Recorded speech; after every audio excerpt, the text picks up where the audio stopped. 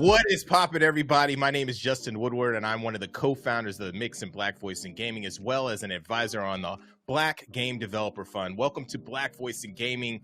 We are going to talk to some creative and talented Black game developers today.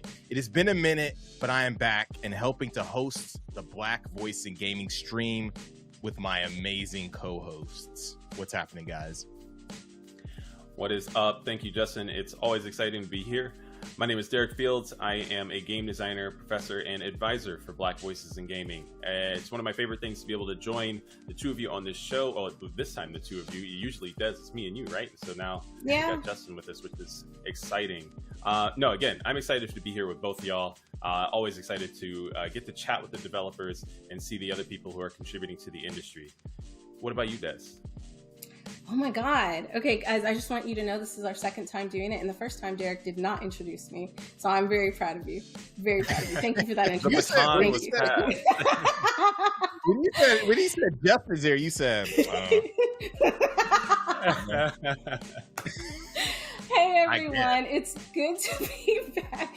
It's good to be back and joined by some of my favorite people in the gaming space. My name is Destiny and I'm the creator of Dames for Games. I'm also the marketing manager at Freedom Games and one of the hosts at Level 1 Gaming on the 2XP podcast. I'm super excited to be here. If you can't tell, we have an amazing showcase for you.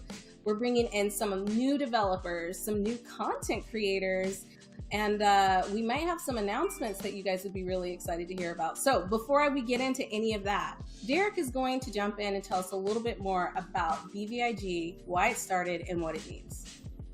That's right. So BVIG was created in June of 2020 during the protests and demonstrations that united us worldwide.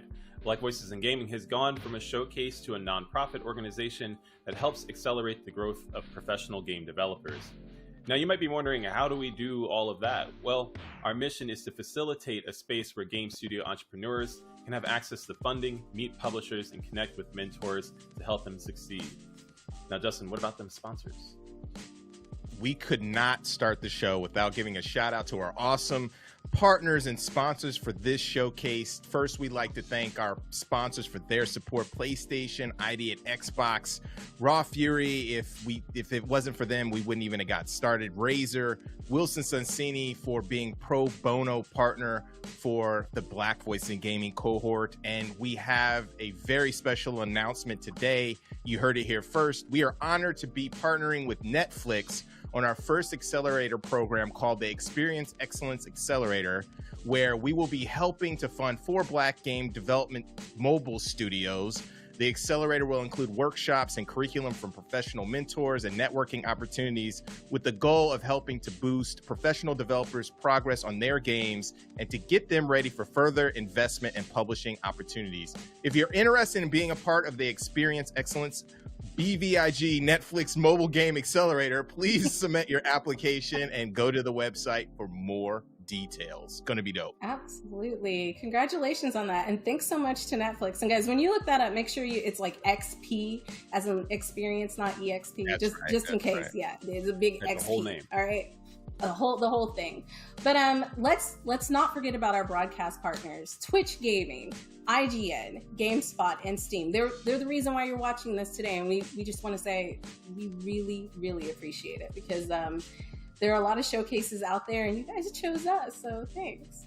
And speaking of Steam, don't forget to check out the Mixes event page, where you can learn more about Black Voices in Gaming titles, buy the available games, and add them to your wish list. Remember, wish list helps so much. It lets Steam know that these games are upcoming, they're really popular, and then, other people get to see the great games that our developers are creating. Now, let's talk about some donations, some merch, and socials. If you want to donate to Black Voices in Gaming's Tiltify, here's your chance. Grab your phones, snap the QR code on the screen. No amount is too small, and we truly appreciate it. Check out our merch, the BVIG shirts. We're always looking to expand. Justin's out here repping right now. Gorgeous model. Thank you. Thank you. Also, remember to follow BVIG on Twitter at BVI Gaming, Black Voices in Gaming on YouTube and on Instagram. And now that we shouted out our appreciation, it's time to get this show rolling. Our first guest is Sir billion. That's billion like in you make $1 billion. Like, remember that. There's money in his name. It's gold in that. With Breeze in the Clouds.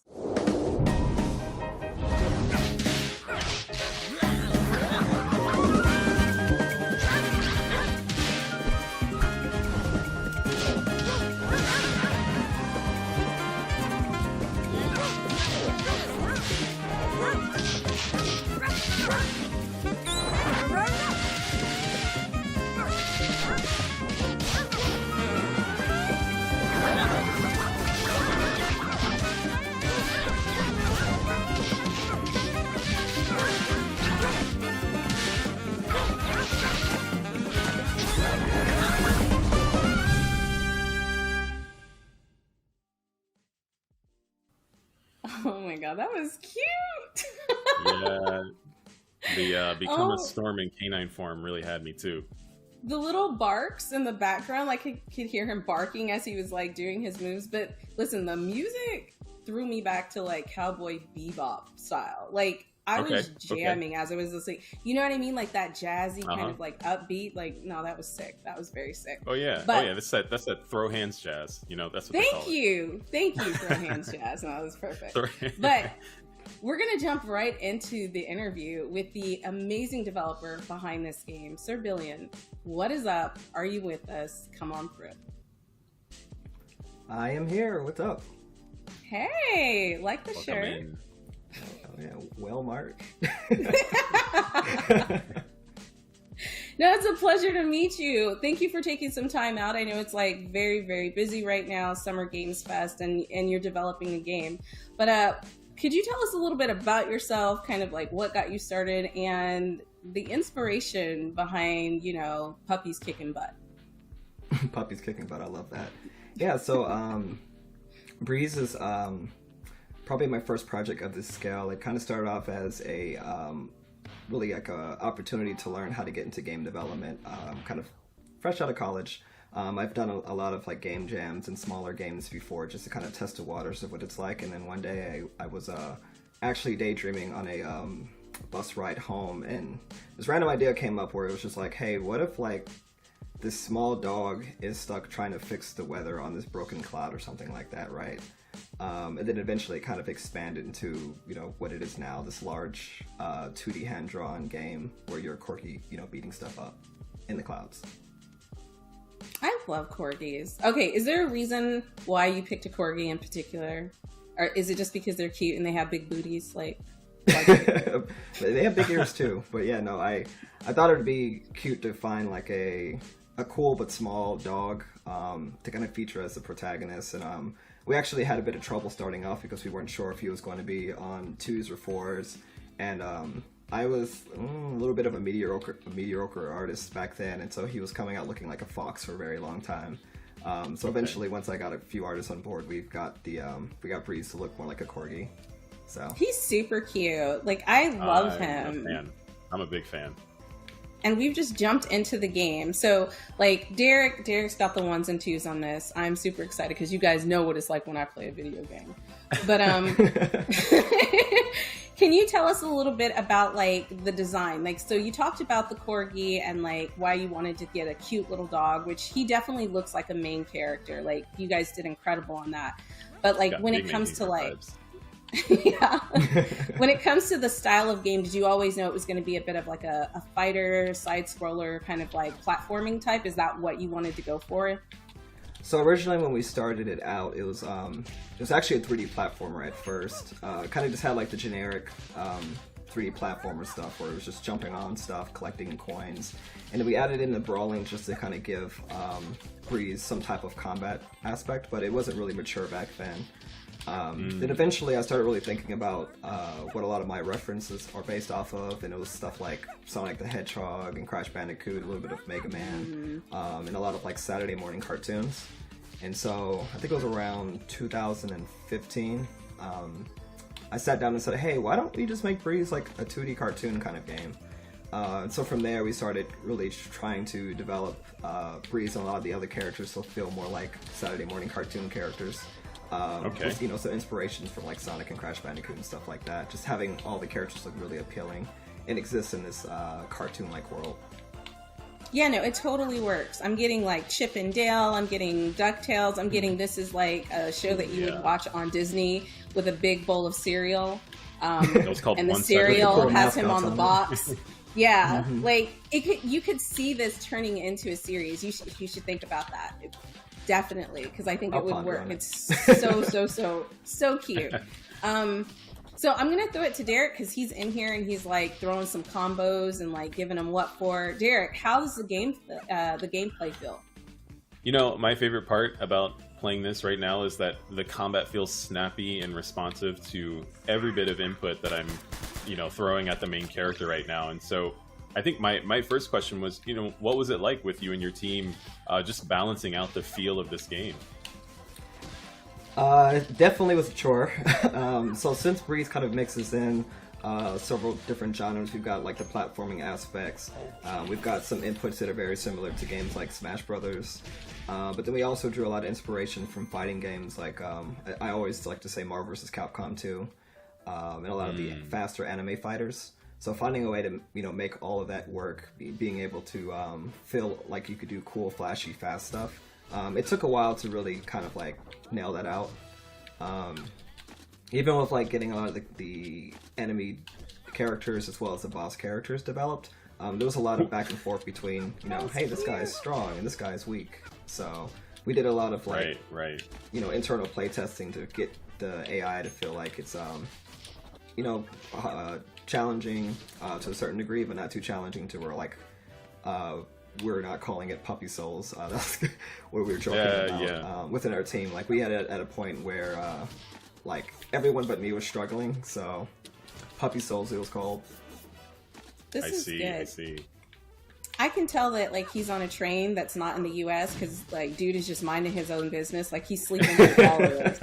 You know what I mean? If it was in the sure, U.S., those people things would have don't already had happen out their here. cameras. World star. Yeah, So definitely not Marta. The character's so iconic though. Like I really feel like I don't know how to explain this, but he seems like a franchise starter.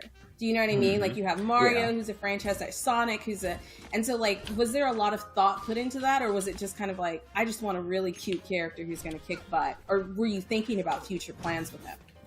It was kind of a future thought of like, let's make Breeze look, very iconic the way that, when Mario and Sonic came out, their designs really shined. So, yeah, pretty deliberate on that front. We just wanted to make him seem like a really strong character that could stand out. I mean, he does. He really does. Now, if people wanted to wishlist the game, please tell me that you have a Steam page up. We do. We actually launched a Steam page, I think about 2 weeks ago. Excellent. And guys, make sure you wishlist this game because it's incredible, and wishlist help the developers so much. It like helps with their algorithm. It shows Steam that this game is up and coming and popular. And honestly, I think it's going to be absolutely incredible. Like, I want to play it, but Derek gets to play it this time. It feels as good as it looks. That's what I'm telling y'all. Yeah, Oh I'd be my jealous God. too if I didn't have the controller in hand. See, I am jealous. Not that any of the other games I haven't played were great, but like I can tell, like I'm a button smasher, and I could tell I could probably do some damage just smashing some buttons going through this game. You know what I mean? Facts. Because I'm so terrible at remembering combos. And on that, do you have to remember any kind of like complicated combos to like really get far in the game, or can a button smasher like me like still enjoy it? Yeah, so we have one button that's literally just attack, and then we've got another button that is like a special attack. So it's interesting. I got into a lot of fighting games while developing Breeze, because I always enjoy like watching tournaments and stuff, and I was always really bad at inputting quarter circles and stuff like that.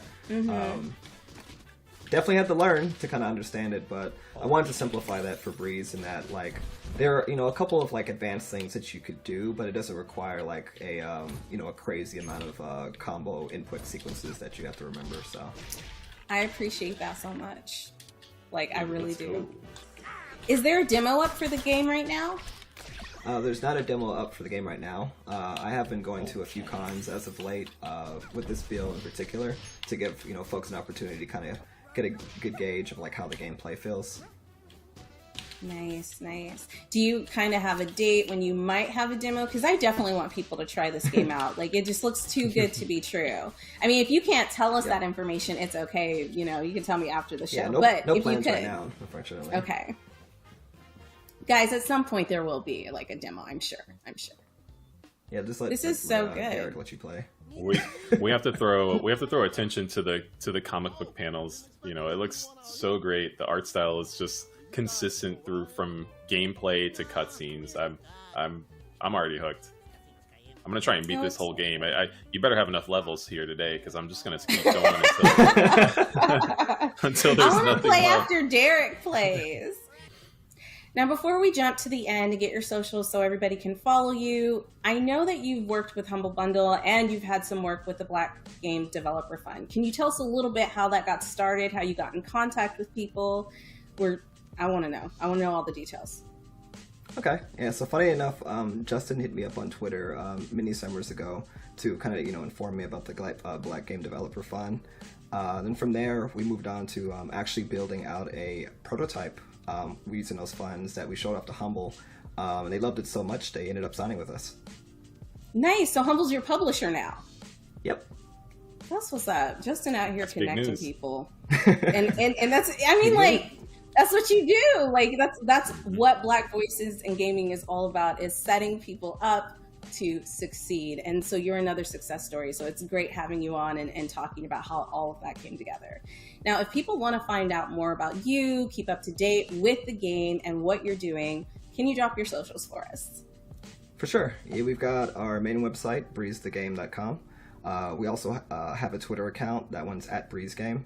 That's where I do a lot of my announcements, and I probably meme too much on Twitter, but if you enjoy that kind of stuff, you'll get it from You there. can't meme too much. There's no That's what it's I for. might go overboard on April Fool sometimes.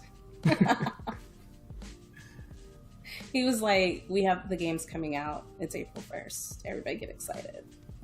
Don't trust Did you any do that? information For real? on Monday. That was No, terrible. I made like 3 or 4 different versions of the game, if you will. One of them might have been a little bit too believable. Like the Sonic got murdered game. That was crazy. Oh, I man. got it. That was Which crazy. is a because I dropped functioning on April game. 1st. Like, It is Yeah, that was completely wild. functioning. Yeah. yeah. But You thanks still again get it. for coming on. We really, I didn't mean to cut y'all off. I was just like, shh, shh. But thank you again for coming on. We really appreciate it.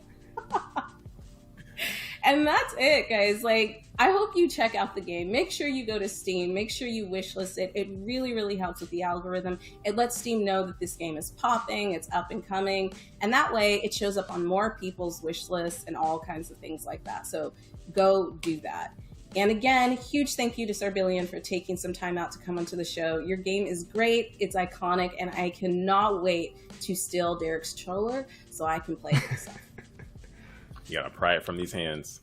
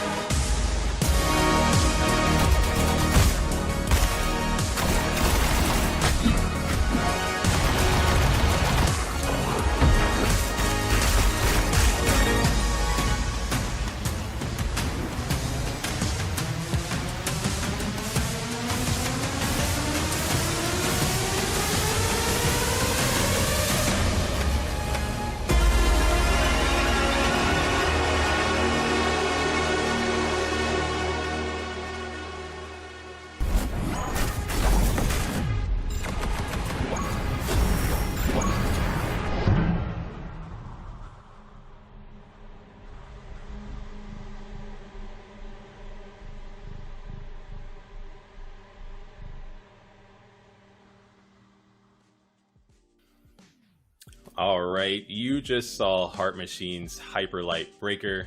I am every bit of excited that this game is coming out, but this doesn't match my excitement to talk to our guest that we have today.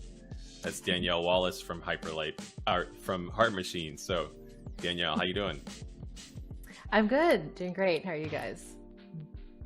Good. Very I am good. super hyped. I was trying to hold my composure after it was like everything is just so hyped with the build up and then the after credits. I don't know if you call it the after credits scene. It's looking super sick.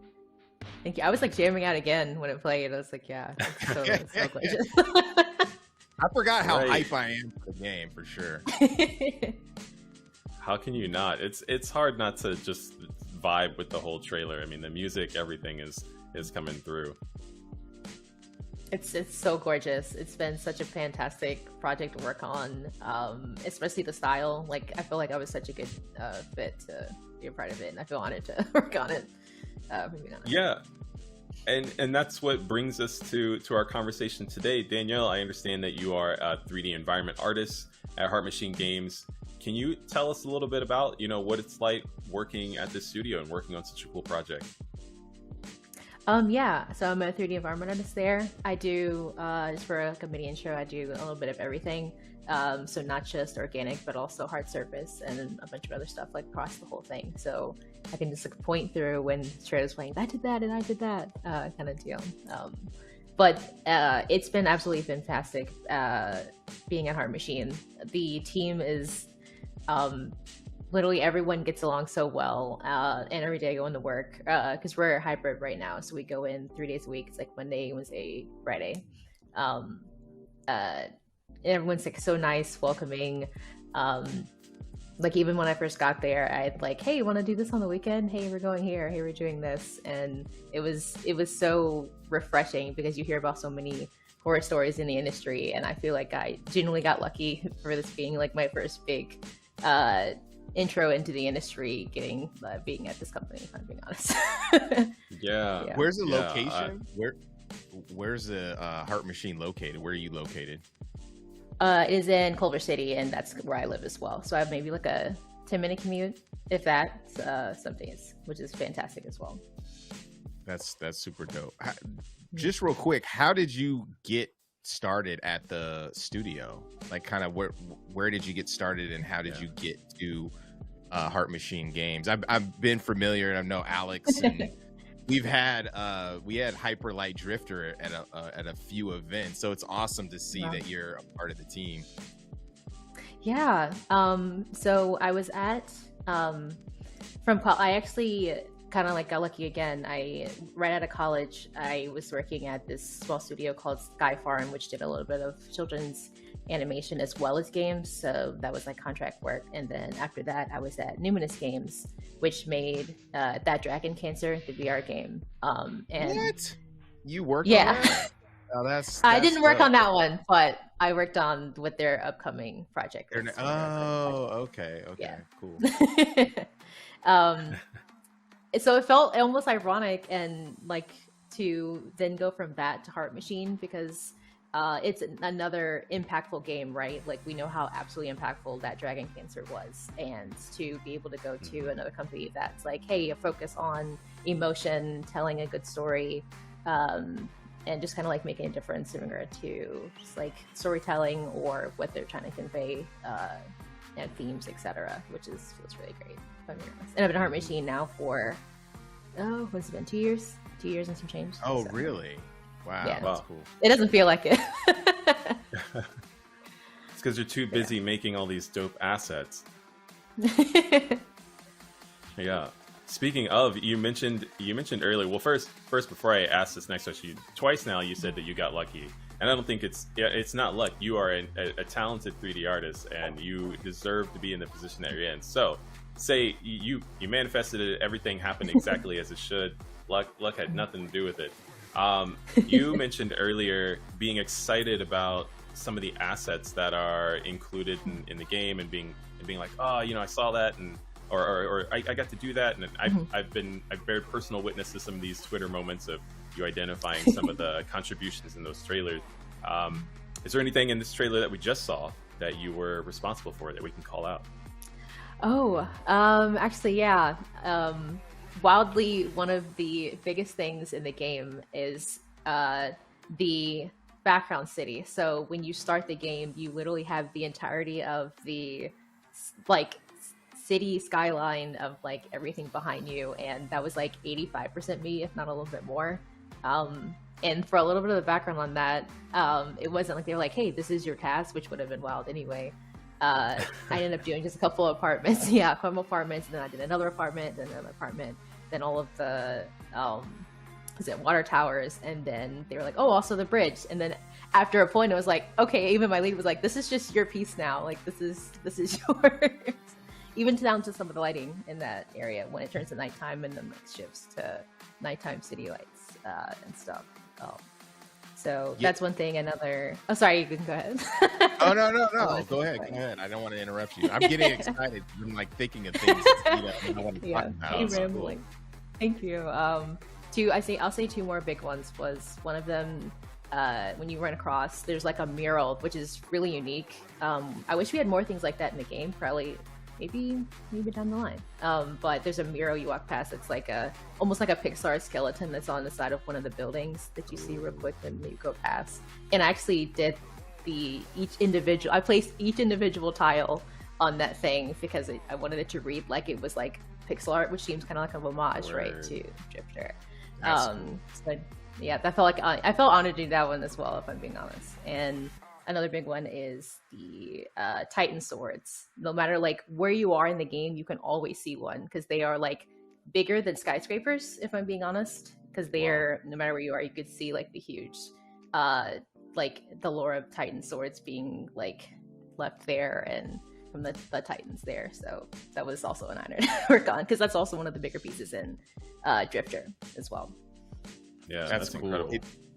It feels like, I mean, this is definitely the case, you know, because as I develop games, I know, Derek, you develop games, the environment is a character for sure, the biggest character. So you having a hand in that is pretty awesome. It's also cool to see like the different camera angle changes and that type of thing. Can you kind of break down a synopsis of how the environment activates the player activates the environment and how it plays a role in the gameplay? Yeah, so I'll say, that's a hard one. How do I approach that one?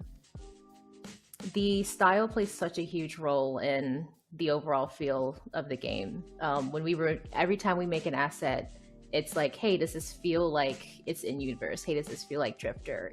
Even my lead gets like so excited, like being able to like make like tech blocks or the homage to like the drop down labs in Drifter, right? Like you'd fall and go underneath the long thing, and then like, hey, what does that look like in 3D? Or like, hey, what would this asset look like in 3D? And be able to stay on style and actually legitimately give pieces of ourselves for how we think that would look as well, because sometimes we don't get like full concepts. Usually most of the time it is, but if actually on that point, playing into the environment thing, it's been fantastic being able to have so much creative direction at Heart Machine as well. Like it's not always just like, hey, here's a thing. If I'm like, oh, hey, I think this would look a little better this way, or hey, per in universe, I think this color change, or even like some when I was making a boss arena, I got to do like little changes, big changes here and there in regard to how that was approached. So it feels wild to be given creative direction, especially since I've only been in the industry like 3 years now. So I'm like, you guys are trusting me with that, but it feels really good.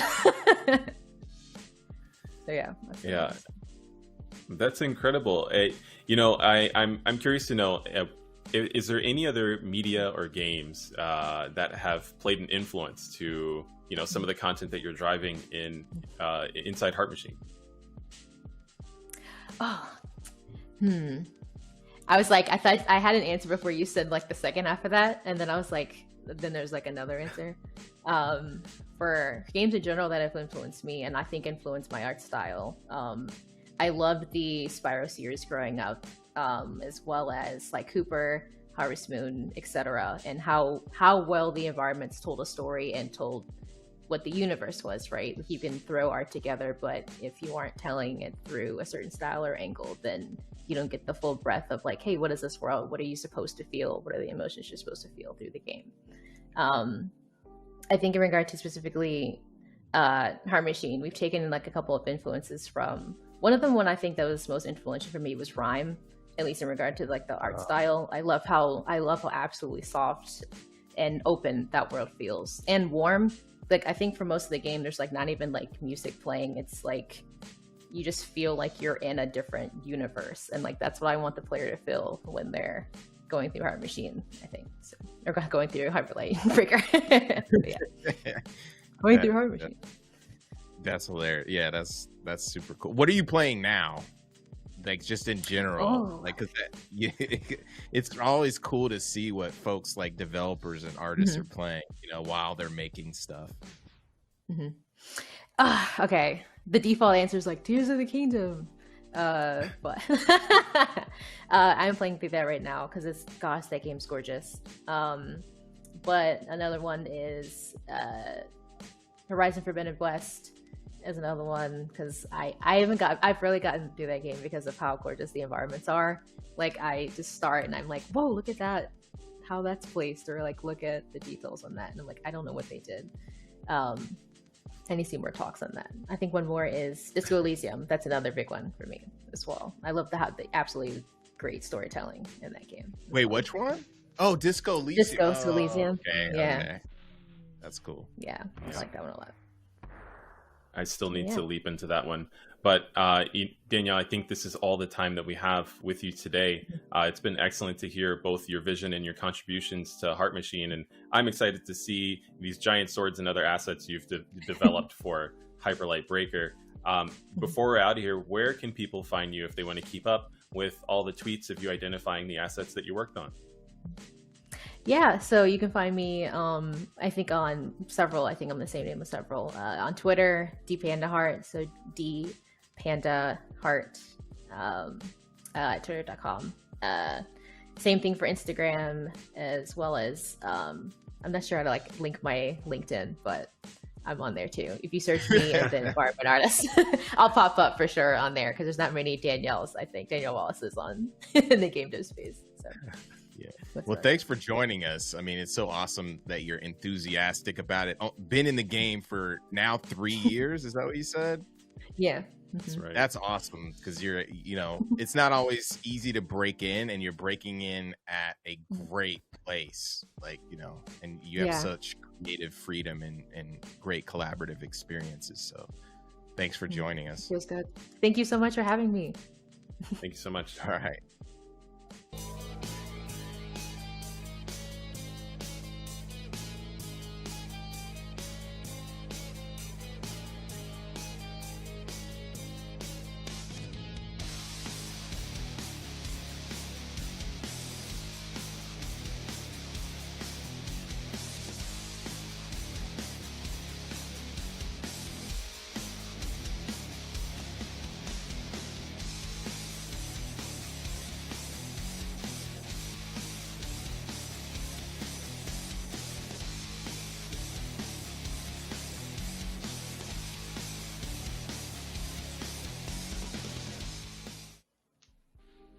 That is Roller Girl. It looks super dope, and we're here with Indigo Doyle. What is up, Indigo?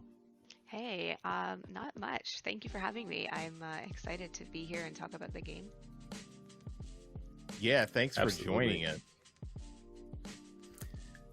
No, fire away. It's all you. Okay. Yeah. So, thanks for joining us. The game looks really interesting. I've never seen anything like it, really. It looks very serene and like an interesting narrative experience. Can you tell us a little bit about Roller Girl? Yeah, for sure. Thank you. I'm glad that it's coming across as that, because that's what I really want people to see. So yeah, it's very much a relaxing game of taking your time, not having a ton of time constraints or things that you have to complete. I kind of always say that it's like a game of side quests, because whenever I play a long game, I don't even do the main quest half the time, right? So I really enjoy that. And it's also heavily based on my childhood growing up in a small city where I would rollerblade like everywhere. So it's really exciting to sort of put myself into a game and see my experiences come to life and watch other people sort of play them and relate to them as well, it's been really awesome. How did you get started in game development and get started with this particular game? So I got started in game development when I went to school back in 2013. I didn't really have any idea what I wanted to do other than I liked drawing, so I was like, maybe concept art. But then once I started doing concept art, I realized that I didn't like it, and I started learning 3D for the first time, and I was like immediately obsessed. And so from there, I started practicing, building up a portfolio. And after several years of kind of doing it on the side and working in a different field, I finally decided to just take the plunge during the pandemic, actually, and go out into doing freelance full time. And then from there, I kind of started thinking about what kind of games I would like to make myself. And I was like, people say write what you know, so I feel like develop what you know kind of works a little bit too. And I just wanted to make kind of just a little proof of concept for this game, and then it kind of just grew from there, and people really like the idea of the whole premise and everything, and especially the way that the music affects the game. So it's just been a really exciting journey from there. It looks super cool. Derek is driving right now. Can you talk a little bit about what's going on with the game and the narrative of the story? Yeah, for sure. So within the game, the main character is Naomi. She's based off of me, and so she's mainly rollerblading around this small little town. Everyone around is kind of like a quirky local small town person with entertaining personalities and like quirky little stories. And so she has recently been gifted this car that has a bit of work that needs to be done to it, so she can't drive it. So she's rollerblading around, asking people, hey, do you have any jobs I can do so I can make some money and fix up this car, which I came up with the idea because that actually kind of happened to me a little bit. I had purchased my first car. I was so excited. I saved up so much money, and it was like a nice, like kind of sports car. Not really. Wait, what car was it? I have to Okay, ask. so it's not What a car? sports car, because now that you've asked, it's gonna be embarrassing because it's not actually a sports car. But compared to Puts you on what blast, you know what I mean? compared to what other people were buying at my age, I was like, this is like a sporty car. It was like a Tiburon, like a Hyundai Tiburon from Okay. like 2004. So it was like kind Nice, of curvy. nice. Everyone was buying like a Pontiac Sunfire, and I was like, I'm gonna be different, and I'm gonna get this blue Tiburon. So yeah, I bought that, and it had like crack in the windshield. It was missing spark plugs. I couldn't drive it, and everyone was mocking me. They were like, "You have a car, but you can't drive it." Like, haha.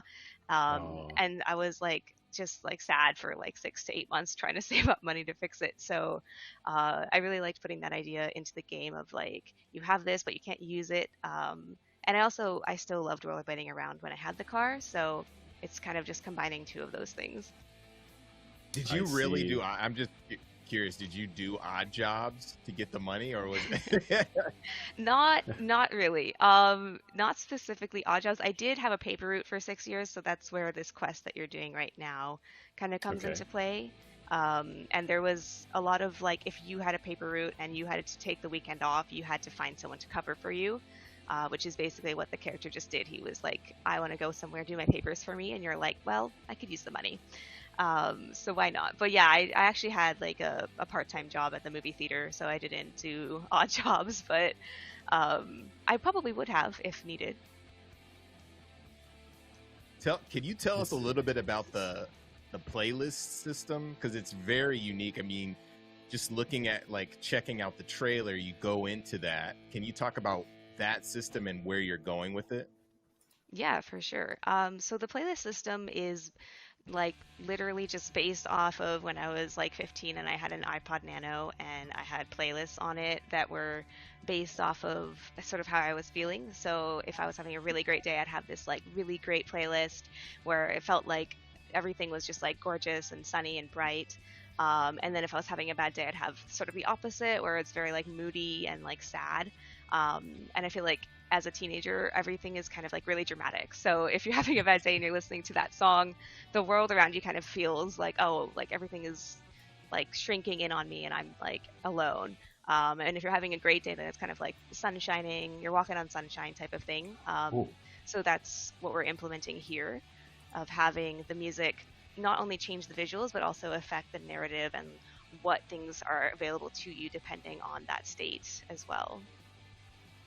So can you like collect other like songs that like boost up your playlist? I'm super curious about this. Yes, so we actually can. There is a couple of pickups placed around the world that you can grab, and they'll unlock new music for your playlist. Nice. Which is I'm pretty happy about that, because it's kind of based off of when you're kind of like walking around. I always say like after it snows, you find like little stuff on the ground that people dropped into snowbanks and couldn't find anymore. So it's kind of based off of that. If you find an item, the song that's linked to it is kind of related to that item and tells a bit of a story about like who dropped it or what that item meant to that person. That's cool. Who's doing the music? Are you sourcing it from different artists that you like? Are you doing the music? Right. So I'm glad you asked that, because I was actually about to point it out. So right now the music is just some free music that we found, but we're in the progress of contacting indie bands from Ontario that kind of give off the same vibe of the game, so we can license them into it. And sort of shine like a bit of a light on the local music industry here, which is really exciting. I like to always say that Avril Lavigne was from the town that this is based off of, so like she should be in it. But yeah, it's, we're planning on getting some local artists into the game for sure. Speaking of the town, as I'm cruising around here, I'm delivering newspapers, and there's definitely a sense of life and reality to the neighborhood. I'd love to know more about what it was like, building the environment and building a space that, feels authentic. For sure. So yeah, it was based off of Belleville, Ontario, which if anyone knows, like shout out to you, because no one knows where it is because it's so small. But I grew up there, and it was really exciting to kind of like spend time building it. People think that I'm kind of insane because I pretty much hand built all of these houses, but I was like really dedicated to make them look unique.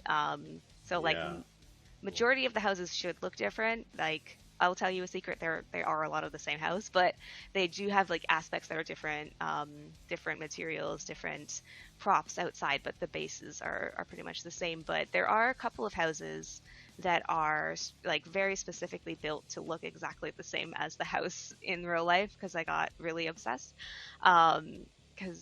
Making props and environments is my like main focus. So I really had a good time making all of these assets, and it's been really interesting to sort of like see the town sort of like become itself, and then watching other people go through it.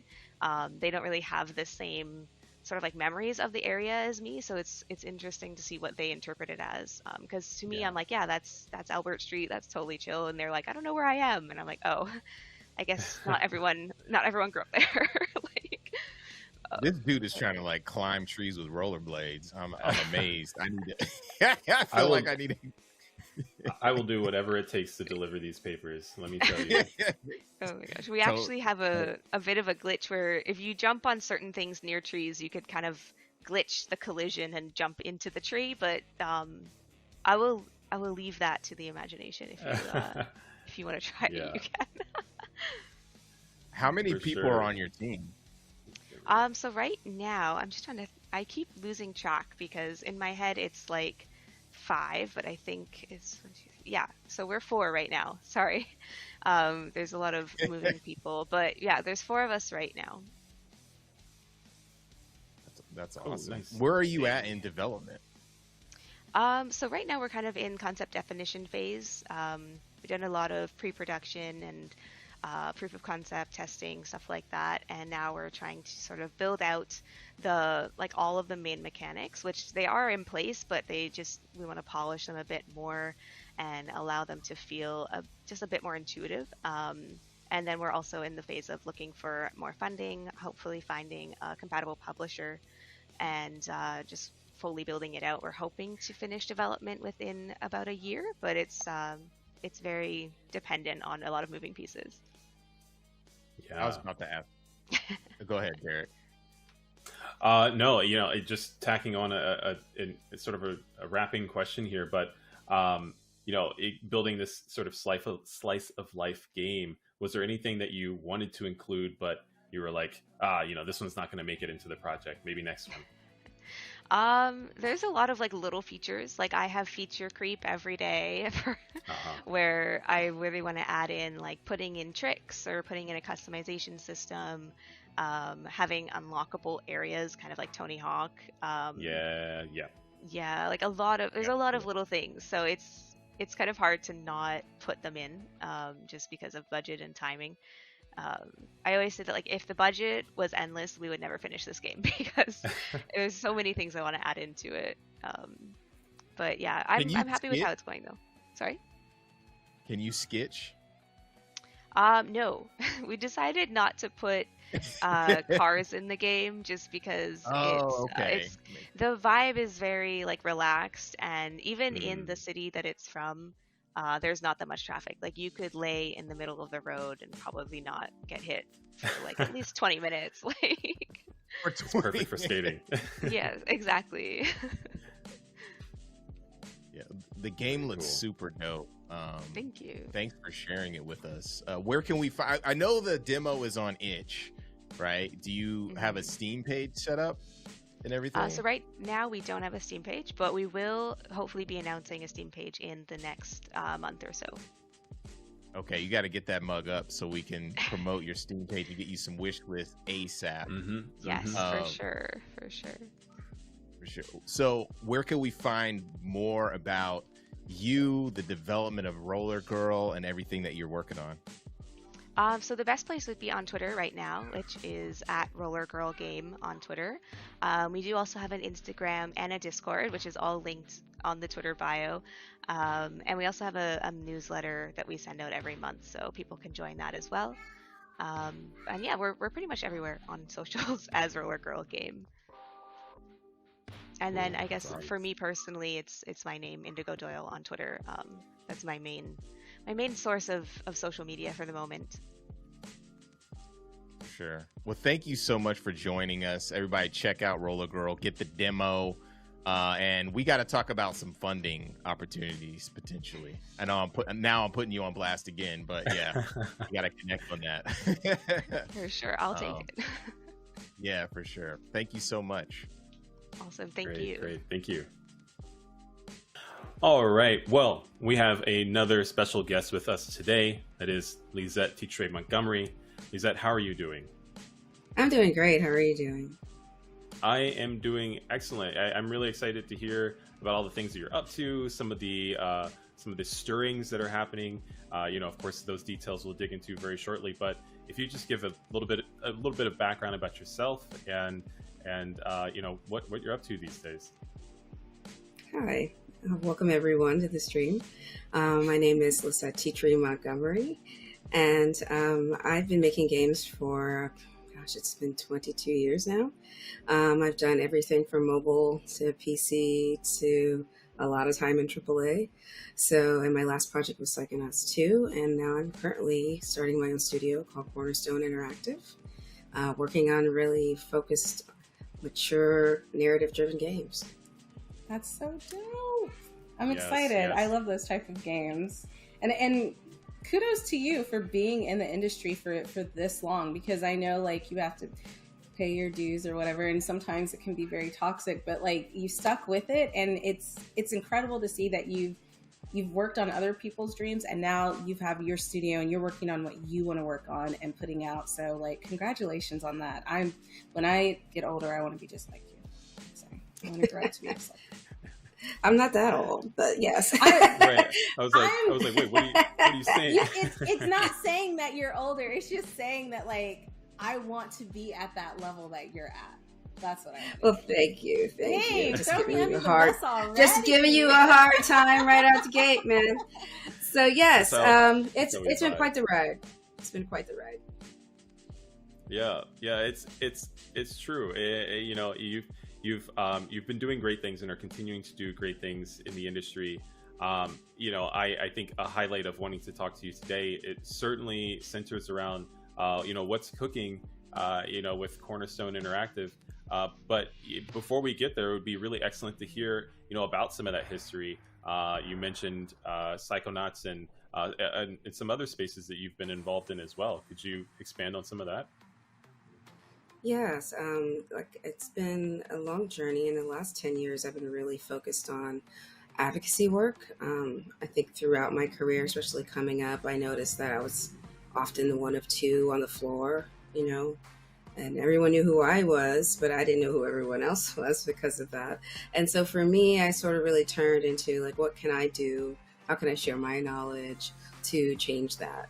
And so for the last 10 years, I've been working on Gameheads, which is a nonprofit here in Oakland, where we take students from 18 to 24, and we teach them how to make video games, from their first video game to how many other prototypes they want to develop with us.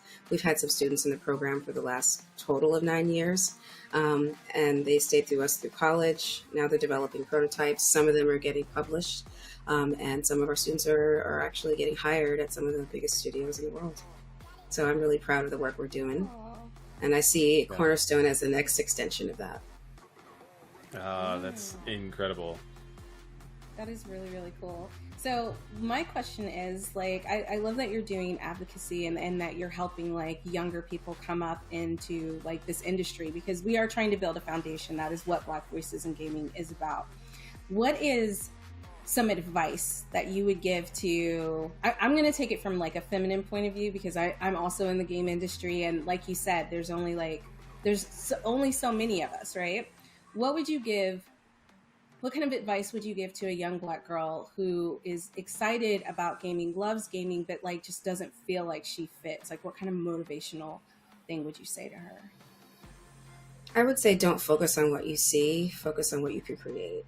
I think there's a huge opportunity to create content for, when I say a mature audience, I mean emotionally mature audience, not just an X-rated and violent mature audience. Right. And I think there's a major distinction there.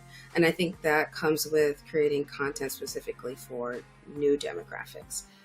We've been hyper focused on what I would consider a niche, if you look at the total global population of who gamers are. And there hasn't been a lot of effort in really appealing to, one, older gamers, more gamers of color, more players who are not necessarily interested in like adversarial sort of games, but collaborative games. And so I would say focus on what you want to play and the games you want to make, instead of regurgitating the same stuff we've made, because that's not going to get anyone anywhere. I mean, there are people who own that space. You're better off like reinventing and finding and creating through your own voice. I love that. That's sound advice. So if you're listening out there, this goes for anyone actually who's listening today and who wants to get into the gaming field, like I think it's best when you tell stories that you know, and then you're able to form them and mold them into something that like, it's just something beautiful about storytelling. So do what you know. And if you do what you know, I guarantee you'll find somebody who will pick up on it and love it. And I feel like that's basically what you're saying. So thank you for that. Yep. Yeah, that resonates in a really big way. A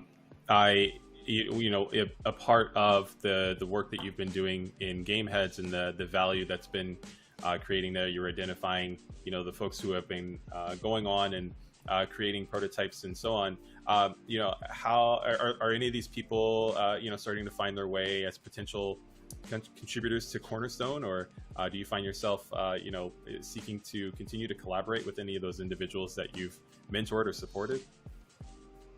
Well, I think for me, Cornerstone is sort of what we consider like the next phase. And so it is a separate entity for me from Gameheads that is purely focused on people who are 18 to 24. But Cornerstone is a business. So we are going to be a premier gaming studio. So we'll be hiring people from Gameheads, hopefully. But in the short term, what we're going to be looking for is more senior talent to help build the structure of the studio before we start bringing in people who are new. But the whole goal is that the whole arc of the company, as we develop, more and more hits, so we can do of like hackathon or sort of game jam culture within the studio as well, so that anyone can bring a pitch forward.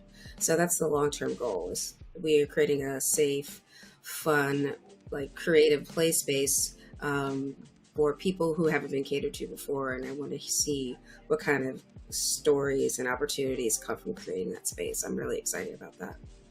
Yeah, that's wonderful. I have one other follow-up question relating to, kind of making these transitions and developing a new space.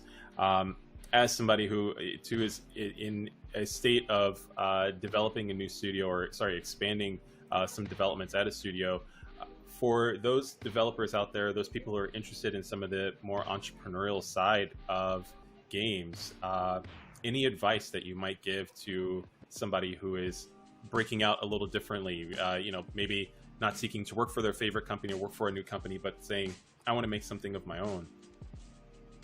I would say the best thing you could do is get to an MVP as quickly as possible. It's a lot of people just sit in the ideation phase and they think about all the aspects of the game and their every little nuance, but there's like nothing on the controller to play. So you're really you could be really stuck in this thought space, but the proof is in the pudding, and that pudding is what happens on the screen. So the quicker you can get to a minimal viable product and have something to play, the quicker you could build pipelines to iterate so that you can get to good faster, the better off you'll be. And don't get stuck so much in the conceptual phase that you're just kind of lost in the world you built for yourself and you can't get out. Yeah, that's excellent advice. Yeah, especially because I feel like a lot of people, when they start making games, your game's going to change. Like the idea, the story, you might have a core idea, but there's so many changes that are going to happen. Get that light outline and then just start working. Just start doing it. That's what I've been hearing from a lot of developers and a lot of people at studios. Just do it. Just make it happen. And I know that's easier said than done, but we have Lizette's here. She did it. Derek's here. He did it. You know what I mean? Everybody who's been here has at some point had to start with an idea, and it's blossomed into something incredible. I had a question. So I know you were talking about the age range from 18 to 24. Is there any specific reason why you picked that age range and it doesn't move on, any older or any younger? What is it about that age range that you were like, these are the kids and the adults that I want to focus on? A bit of a correction. It's 14 to 24, but a lot of our students are 18 to 24. Oh, okay. Well, I think one of two things, especially the high school student range, we sort of target that range because it's kind of the last hurdle to get students into STEM before they get into college. So ideally, we would like to get them exposed to these concepts as quickly as possible, get them making their first game as quickly as possible, because the longer they're exposed to these concepts, the more knowledge they will gain over time. And so that gives them a leg up on someone who's just starting right in college. Plus, it gives them something to show when they're applying to schools. So they could say, oh, I've made a prototype, I'm serious about this, rather than saying, I think this would be a great idea, but not really having a strong understanding. So for us, it's trying to capture them while they are a captive audience.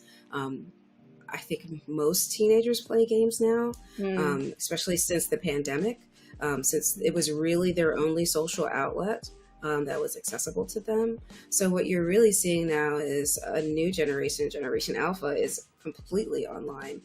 100% almost play games unless their parents don't let them, and they're still being indoctrinated into these toxic cultures, right? Yeah. So what we want is for our students to really think about themselves as game creators, not just consumers, and what kind of games that they want to create for themselves, not the reflection of what has been given to them. I love that. And okay, we're running close on like the end of time, but I know it's in Oakland, but do you guys have any plans of expanding to other areas? Or is this just like, I really wanted to focus on where I live and help my community?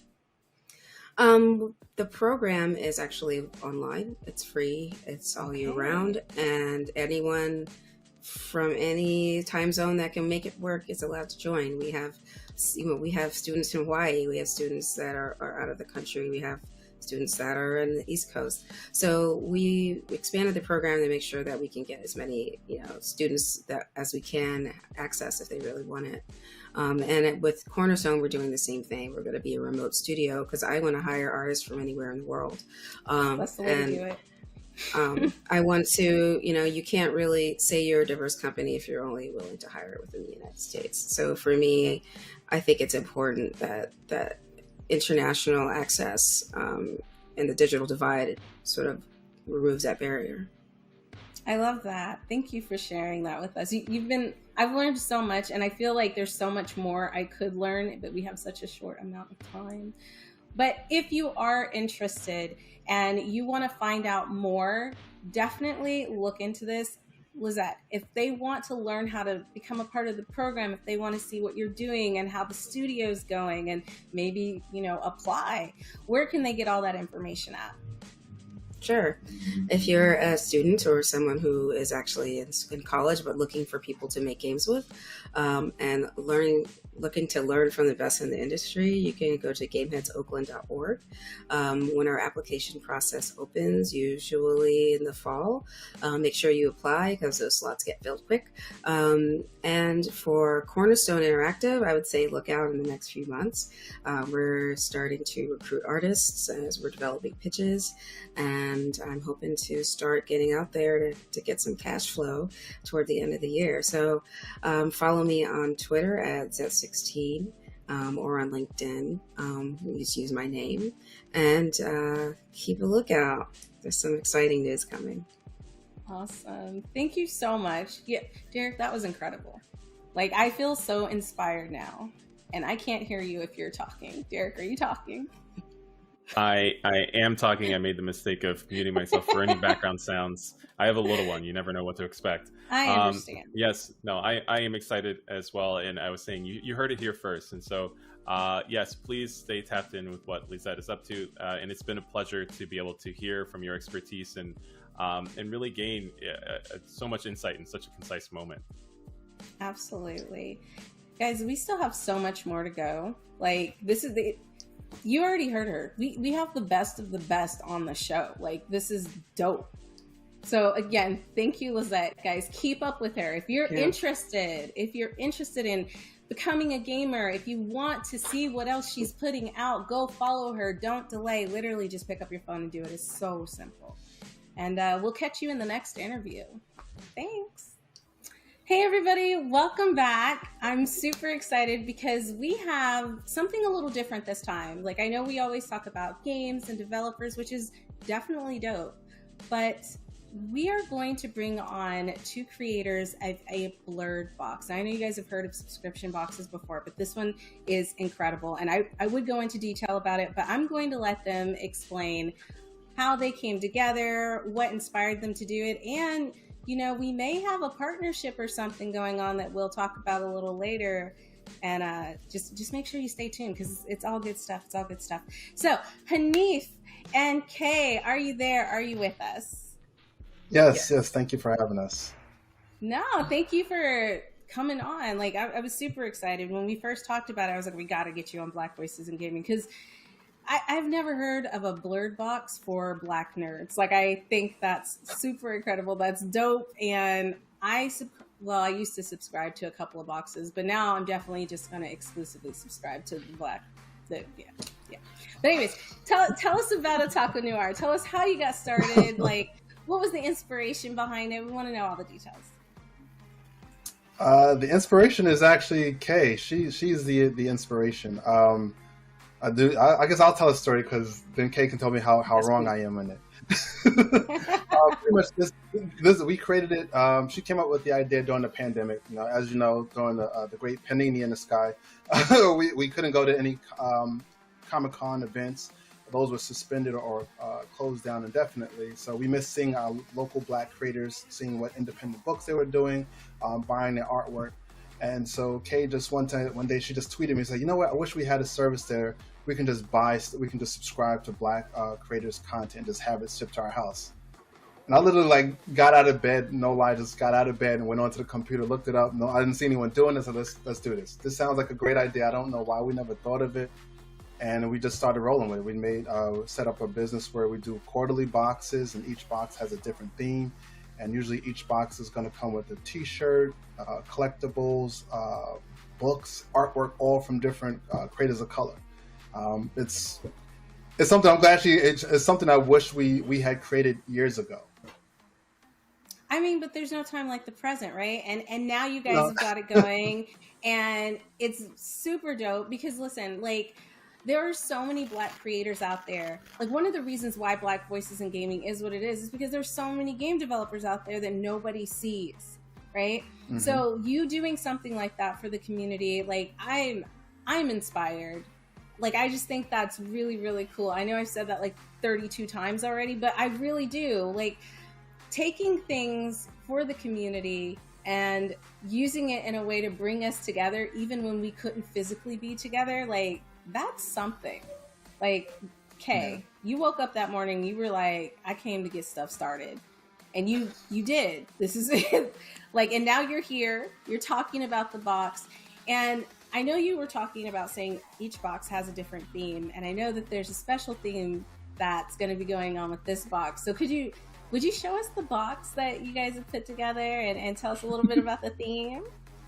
This is the current theme. This is going to be shipped out this month, this June, since we're quarterly. So this is the June box, and we worked with Blurred Official.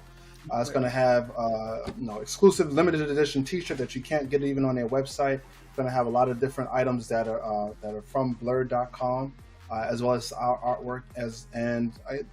I don't want to spoil it, but we do have some autographed books inside here too from some creators of color as well. So I know people are going to be excited. And one thing we want to let people know that each box is like a mini Comic-Con experience. You get in the lanyard, you get in the badges, you get in the stickers, you get in all of the other kind of swag you normally would pick up when you go to a comic convention. That's what's up. Okay, we haven't heard from you, and I want to hear from you. So yes, Kay, talk. You gotta talk, Kay. You gotta talk. So do I know? That's the whole point of a silent partner. No. You signed up to come on to an interview. You can't be silent. What is that? Okay, so technically, let me just say, just with the idea of the box, I did not initially meant for us to create the box. I was just saying I wish there was a service like that. Someone took my idea and was like, why don't we do it? I was like, no. I was hesitant. I was like, I didn't mean us. I'm not that kind of person. I don't know how to do any of these things. So I get roped into stuff. I have an idea, and him decides, you know what, that's a really good idea. It's kind of not cool. Okay, the lesson from this is not telling anybody else your cool ideas if you don't want to get roped in, but it's too late, baby. You're here. You know what I mean? It is, and I am glad that he ran with this idea because I've been loving seeing everybody's reaction. I'm a lurker. So I will search videos of people responding and how they enjoy the box. So that's why I'm I don't like being in front of the camera because I'm then I can't lurk and I go to cons and I see people and I'm oh, this is cool, and they just don't know who I am. I'm that's great. They know who he is. They don't need to know me. They know him. They know the face. It's a brilliant thing for me. I hate to break it to you, but everybody's gonna know who you are now because you're on Black Voices in Gaming. But listen, I'm really let me just tell you how important it is that you are on here, because there are so many spaces that are just full of men that it's really nice to see a woman in this space, regardless if you don't want to be on it. After this, I promise we won't bring you back if you don't want to come back, but if you want to come back, we'll bring you back. But it's so important to see people who look like you. That's part of the reason why we do this show. That's part of the reason why I put together Dames for Games, is because representation matters. And there's some little girl out there who loves to cosplay, who loves going to conventions, and she's going to watch this and she's going to be like, oh my God, maybe I can do that someday. So whether you know it or not, you are making changes. Okay, there's somebody out there just like you who's like, man, I just want to lurk. But they're gonna see that like you were able to get up in front of this camera and talk about this, and like that's really inspiring, Kay. I just want you to know that. You may not think it is, but that's super inspiring. Oh, thank you. Yeah, it's the lurker in me. I'm just I can't. It's hard to pull away from being a lurker. I'm sorry. It's really hard. I understand. I'm a bit of an introvert too. It doesn't seem like it because I'm in front of the camera and I have to like play it up for the camera, you know. But yeah, I like to lurk too. I lurk on Twitter a lot, so no worries. But Kay, tell us how did you and Hanif meet? Because I feel it feels like a brother or sisterly vibe. Like you definitely give him his shots, and he's like, dang, like she came in swinging, y'all. So tell us a little bit about that. So I'm friends with his wife. Okay. We've met. Me and his wife met in like 2004, and then she married him. And I was like, really? Do you have to? I'm losing a friend. I feel that. I do like him now. No, I like him feel now, that. That's fair because I don't like my friend's husband. So, see, you're doing better than I am. It is like losing a limb, y'all. I don't know. I can't. But Hanif, you seem really cool. I would like you to. Thank you. I'm the plus one. That's pretty much what it is. I married into this. As long as you know where you stand, you know what I'm saying? Like, you know your role, then it's all good. Yeah. And my wife, as Kay says, she has ideas. My wife is the creative director. A lot of times she just comes in, why don't you guys do this? And then she sidles off with these, like, what was this? These are great ideas. We should run with that. So, yeah. Yeah, teamwork makes the dream work. Derek, did you have any questions that you wanted to ask? Because I know when I first approached you about it, you were like, yeah, we have to have him on the show. Oh, Derek, you're muted. I mute as a contingency. I have a baby in the background who might, scream. It's a background thing. Also dogs and stuff like that. So, okay. Anyways, the point being, Des is accurate in saying that when she approached about the blurred box Otaku Noir, I was absolutely excited. Without hesitation, I was like, yes, please sign me up. Those are those dogs I mentioned earlier. But my question goes back to the strategy. You mentioned it kind of being born out of the pandemic, and I think that ended up being really excellent time. You identified a need and then went to go confirm if that need had already existed somewhere, and then decided to fill that space up. So out came from that a new strategy, and I'm curious, what are your plans currently, and how are you keeping the momentum flowing? What are your current strategies for Otaku Noir? I think what we can do now that everyone can go back out, maskless or whatever, and do conventions, it doesn't stop us from doing what we're doing, because not everyone can make it to San Diego Comic-Con, Anime NYC, MomoCon, or HBCU, BlurCon. I mean, there's hundreds of conventions. Unfortunately, not hundreds of Black-owned conventions, but there's still hundreds, if not thousands, of Black creators, writers, artists, musicians, game developers. We want this to be an opportunity for them to expand their reach, expand their audience. We want to be a herald for them. Find out about BVIG. Find out about D4G. I never heard of it. What's that? It's in the box. Open up the box. You have the information. You can go to the website to learn more, to support them directly. You don't have to continue to go through Otaku Noir to find out about this new writer that I heard about. I never knew about this manga before I got this box, and now you're a fan of them. That's what we like. Kay says, we love seeing the unboxings. We love getting the DMs from people who enjoy the stuff, or telling us, I had to open up the box before my kids came home because last box they took the T-shirt and I didn't get anything. I mean, it's nice to know that our ideas are bringing some happiness to people like that. But going forward, I think each box is kind of like reinventing ourselves. What new theme have we not done? Because when you create your own company, as you know, you can do what you want, but there's so many things out there, so much wonderful content out there that we can only put so much in one box per quarter.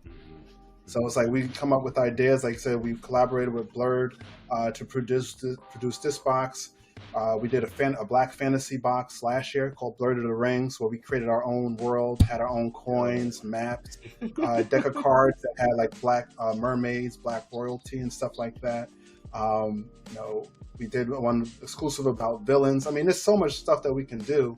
I mean, we have another box coming out in September that I know you guys are gonna we'll tell your audience about in a little bit. But there's so much that we can do that I think looking at our company is similar to, you know, going down the bread aisle at the supermarket, where you don't just have one type of bread.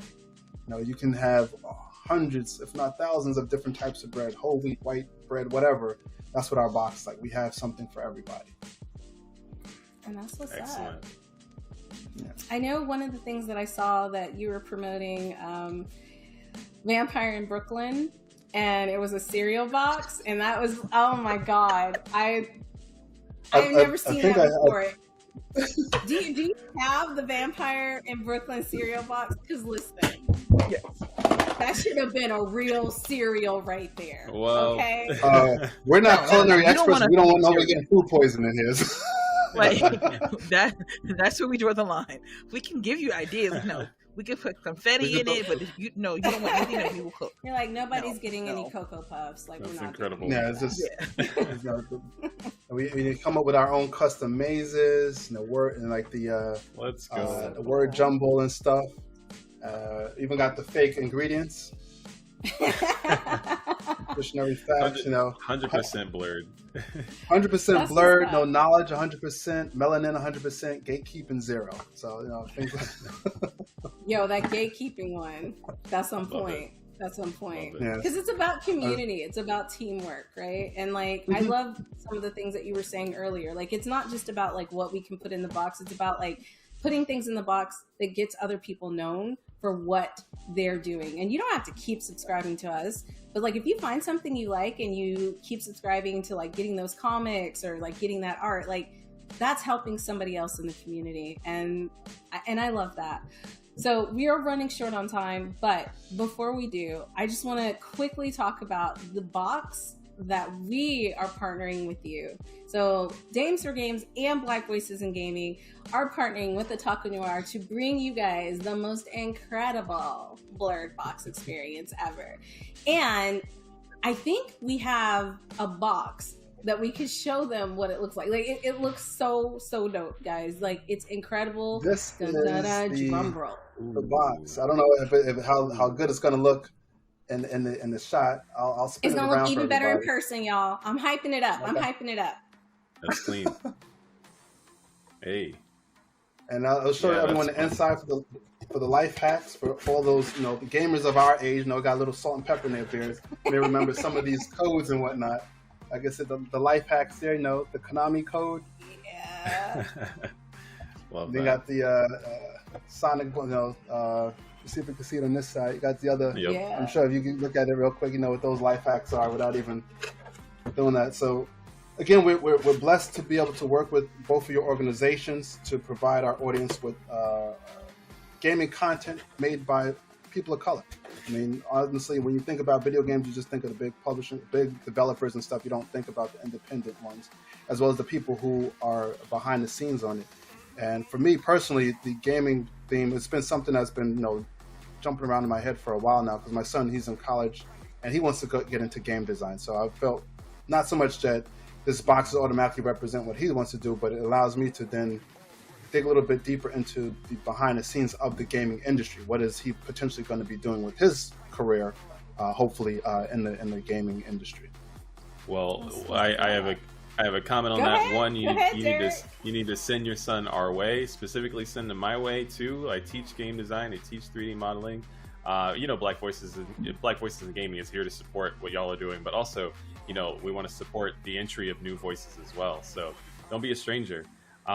When it comes to this box, because I know there's going to be people in our audience as well as yours that are ready to receive it.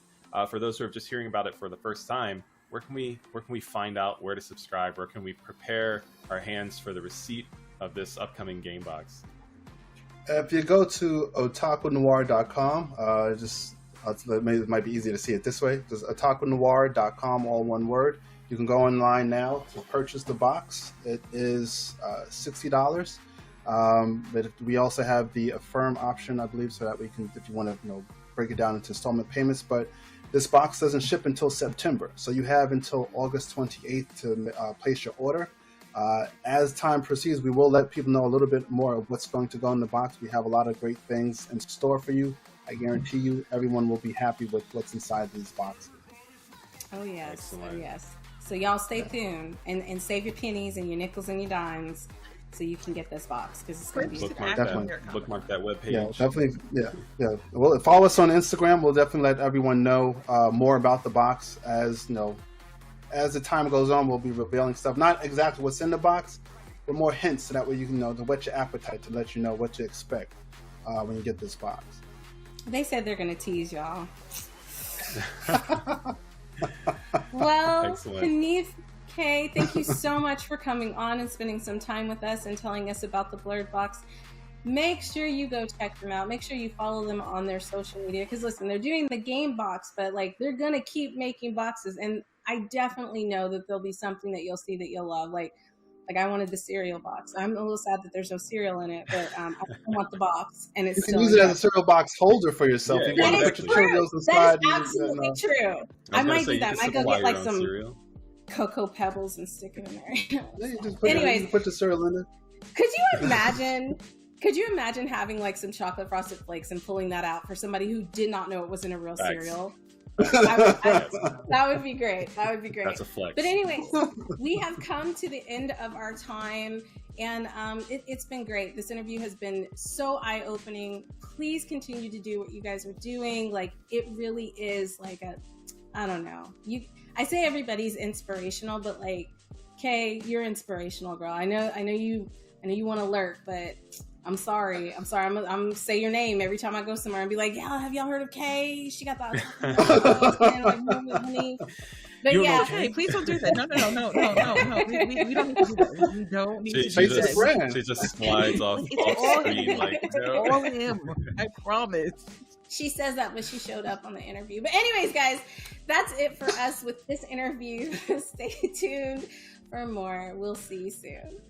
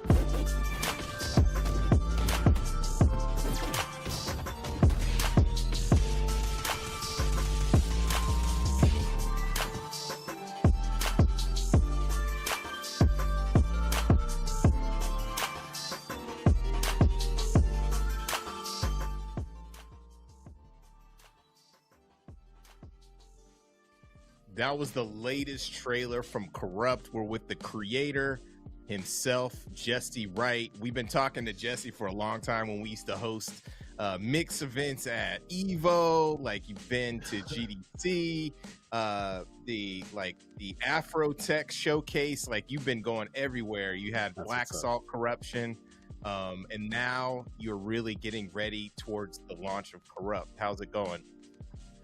Man, it's been a crazy journey so far, but you know, it's been an exciting kind of road developing Corrupt, and yeah, starting with like Black Salt Corruption and transitioning into Corrupt, and then kind of getting it where it is now. It's been an exciting process for sure. And hey, shout out to you guys for sure. Like, seeing everything from being at mix events and stuff a couple years back and seeing how everything has progressed now. It's like, shout out to you for that. It's been really awesome seeing this platform grow. Yeah, for Absolutely. I think it's been. I've had a chance to check out Black Salt Corruption. That's actually where my knowledge about this game really came into place. And so when I heard about Corrupt, I was like, wait a minute, I know something's changed. And so I would love to hear about how you came up with the name, a little bit of the background in it, and just your relationship to fighting games. Yeah, so kind of going with Black Salt Corruption. that was kind of a whole different project altogether, where I got to collaborate with one of my mentors who owns the Black Salt franchise, and we just had a random idea one day of, what if, I made a fighting game that kind of brought some of your characters and my characters in, and just like an arcade experience, something like the Dreamcast days, and that's kind of where Black Salt Corruption was created, and then kind of going from there. I think we did, just Steam Early Access, and then we had started working on trying to get it on the Switch, but then COVID had happened, and it was so crazy, like getting through lot check and stuff like that. So in the background, I had always been working on Corrupt. That was like, again, Black Salt Corruption was bringing together his property and mine, and so Corrupt was that's been my baby since I was in like high school. I've been writing about Gatling. So being able to finally have the opportunity now to bring this story and make a game around it and everything has been like super awesome. And then to what I've been with the fighting game community and genre, like I've been competing online in tournaments for so long, and been fortunate to hit some leaderboards and stuff to where I've made a lot of friends that are in the fighting game community, and I go to a lot of those events as well. So naturally, kind of wanting to make a fighting game and playing and consuming a lot of the fighting games that are out on the market, it's just kind of always been what I love and wanted to do. So, yeah. So the game has progressed over the last few years. You worked with a few other publishers to help you get to where you're at now. Can you tell us about the progress that you've made up to this point and kind of where you're working on the release for the game? Yeah, so I've worked with a couple different publishers now, getting to this point, and really what it's been is, a fighting game is such a niche genre where publishers, they would get excited about it, but then it's like, when we actually sit down and try to come up with a plan on how we're going to market it and roll things out, that's when it kind of like, okay, we don't know if we're the right fit for this project. So it's never been any like bad blood or any horrible situations or anything like that. It's just been more like, okay, this isn't the right fit for us, but hey, we'll help you, along the road or whatever. And like the progress I've made so far is also just being able to build my team up a lot stronger, where before it started with blueprints that I made, and I am no programmer by any means or anything. So putting together blueprints and just having something functional at one point was super exciting. And then some of the people that I actually met in the Unreal forums that I started working with and kind of slowly building a team. But then more recently, there's a development group that they've been making some different fan fighting games that have done like a pretty big splash where the fighting game community went crazy over.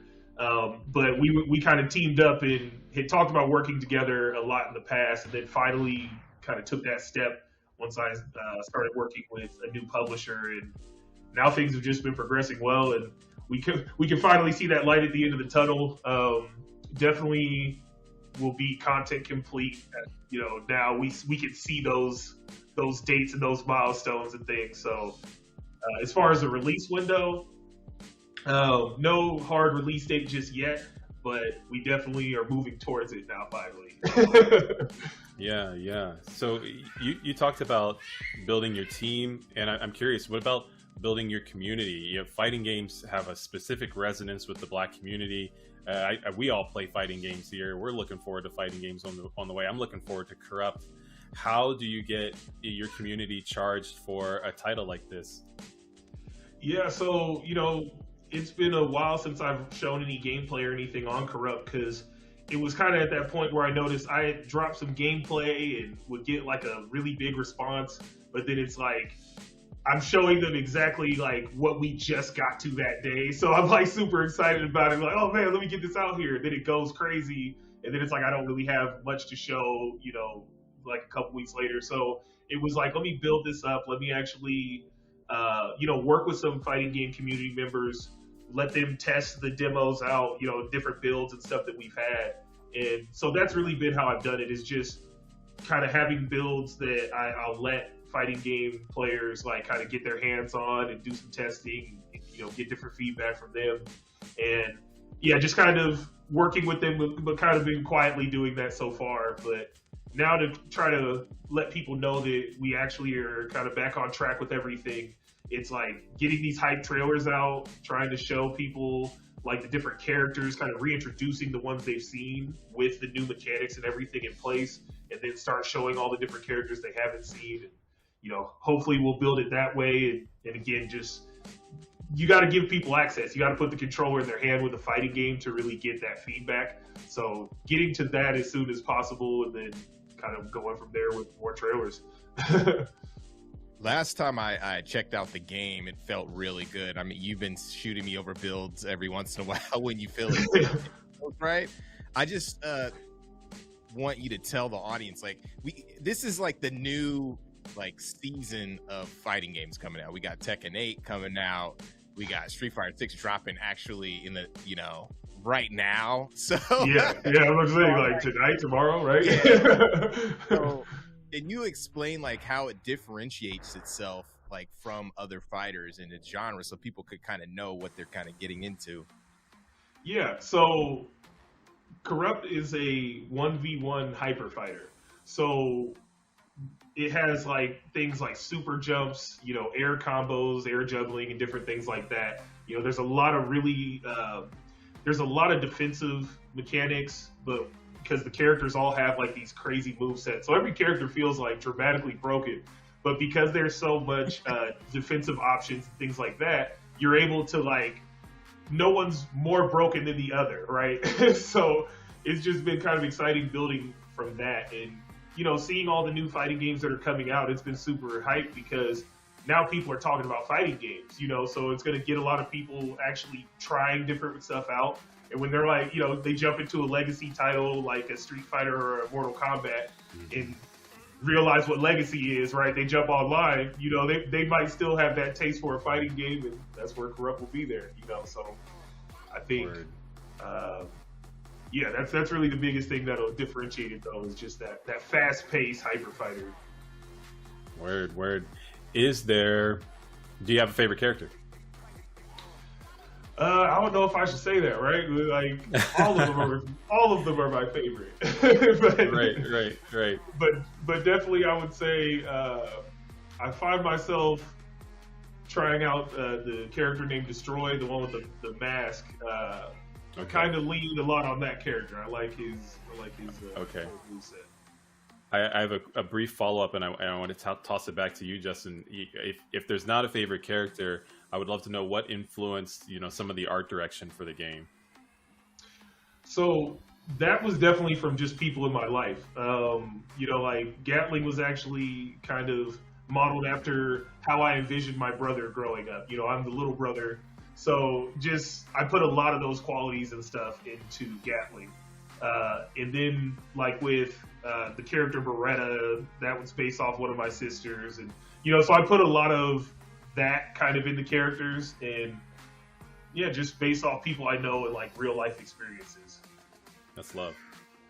Yeah, that's super good. I think that's kind of a common theme around the developers that we've been speaking with today. They put a lot of personal influence and their culture and life into the characters that they're creating and the worlds they're building.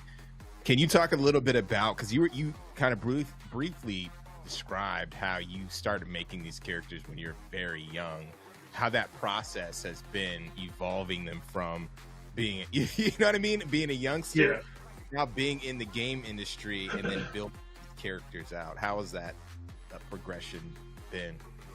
Yeah, it's been really crazy, you know, seeing like, I can't really draw that well, but going from the sketches that I first had of the characters and like the different artists that I've worked with getting to now, it's definitely been crazy working with like a bunch of different illustrators and character designers that would bring a lot of like, okay, they're like, okay, I read what you have about him and I see this design, you know, what if we do this? And, you know, just being open to making sure the characters, it's like I had this vision for Corrupt and these characters basically as being something like, I love the Final Fantasy and the Tales of and like JRPG genre, and it was really like, man, you know, it'd be dope to have a black lead character in a Final Fantasy type game.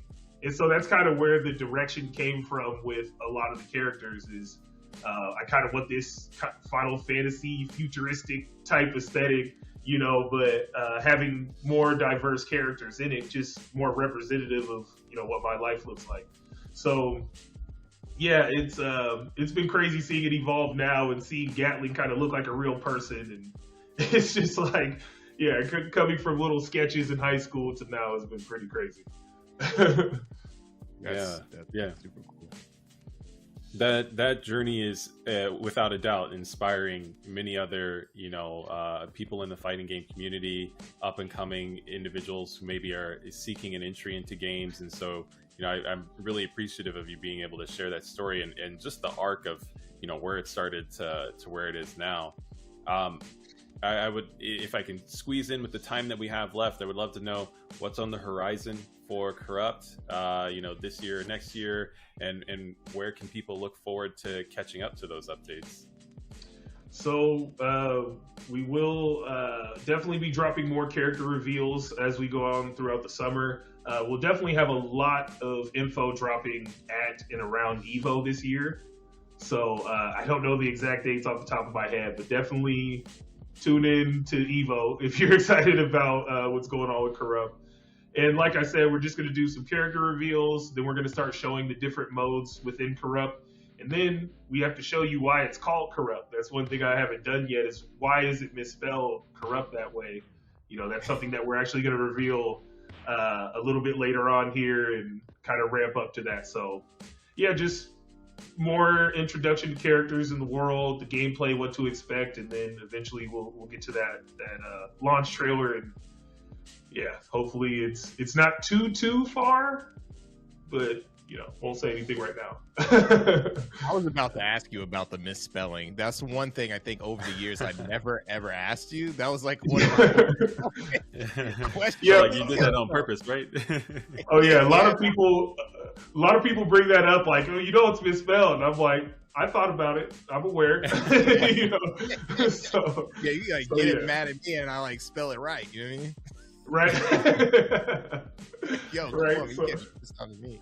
That's hilarious. Well, where can we find you on social media and everything? Because we want to make sure that folks can follow you and check out the game.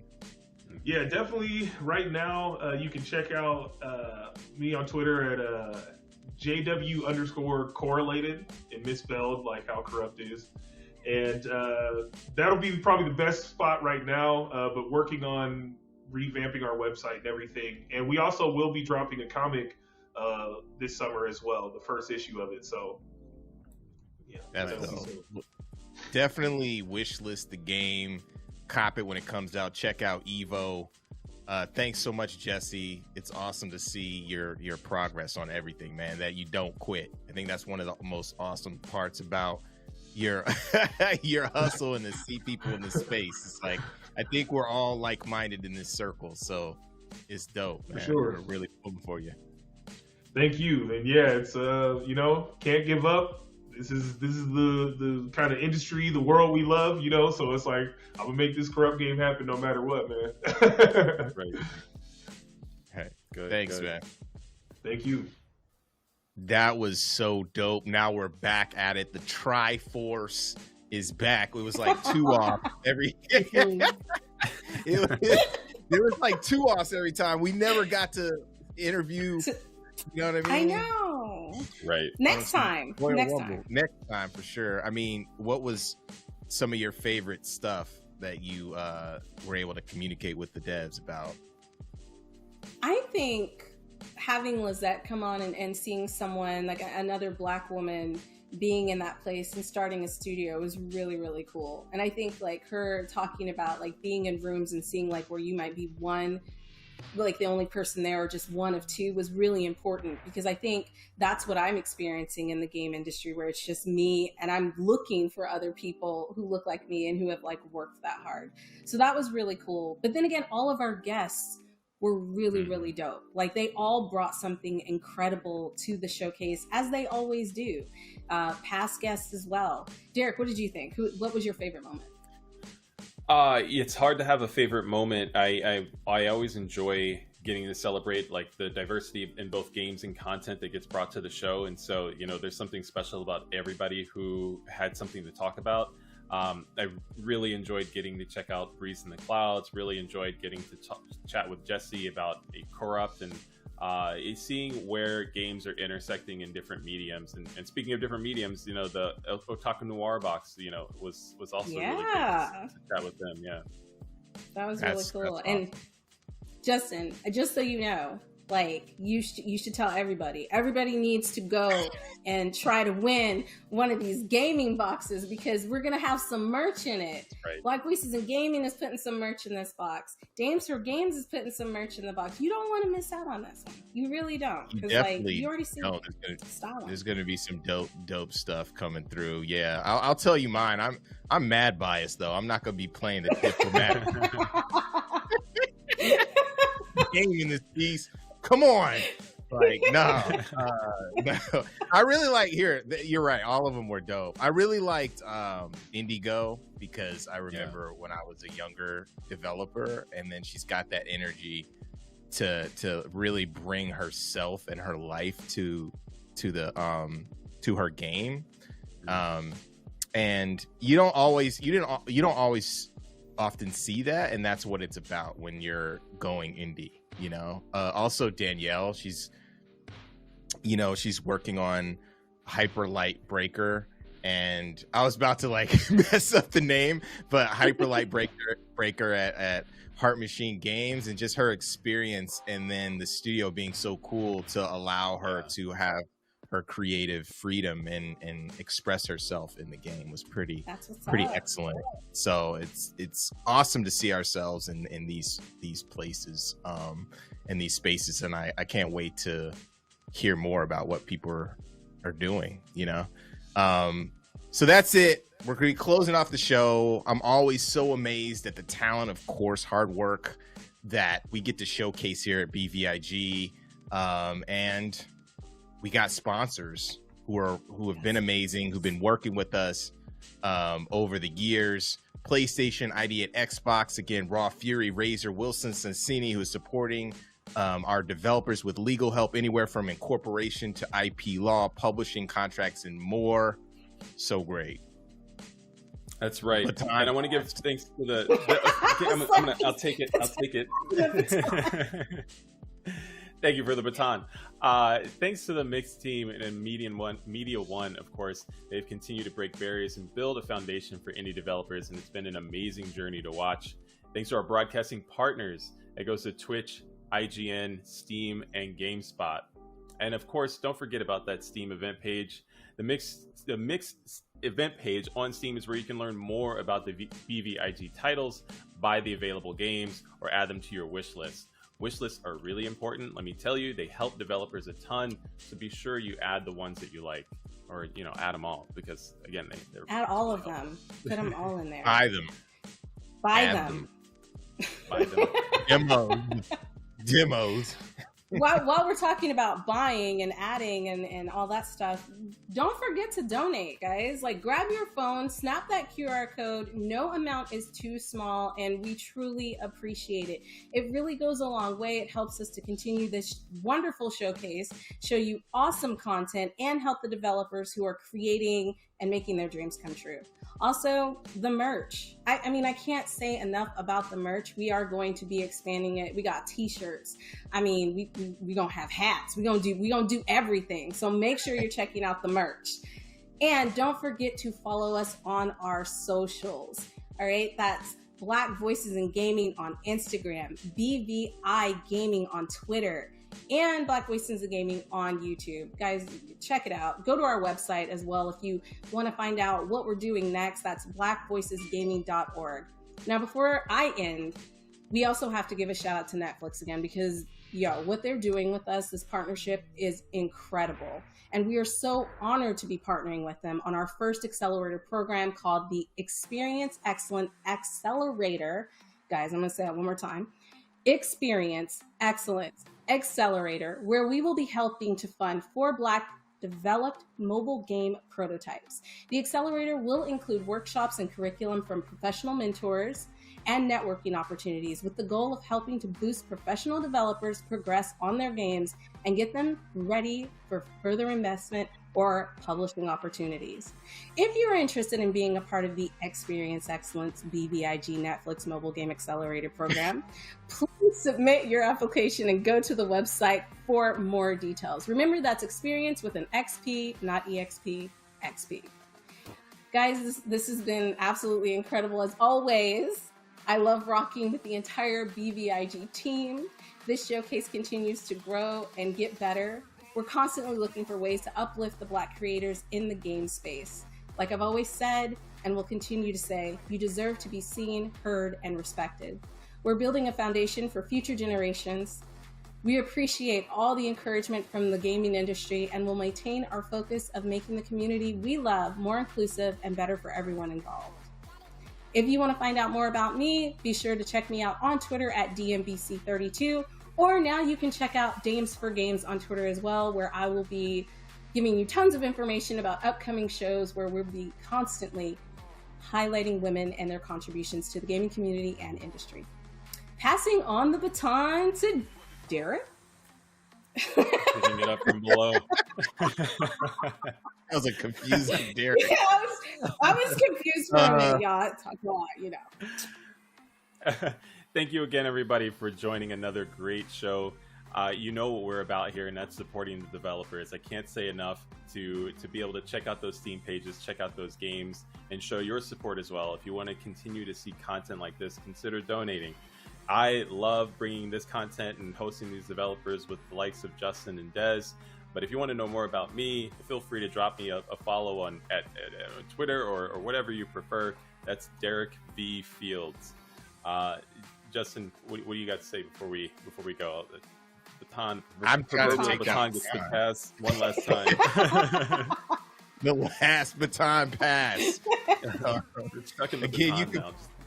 Yeah, I need to grab it. Yeah, you can follow Black Voice in Gaming at BVI Gaming for sure. You could find me at IcyJman everywhere else. I hope you all enjoyed yourself. Thanks for rocking with us. Thanks to devs, all our sponsors. We had a blast introducing you to some new games, developers, and the people making moves in the industry by doing their own thing. I'm your host, Justin Woodward. See you soon. Peace.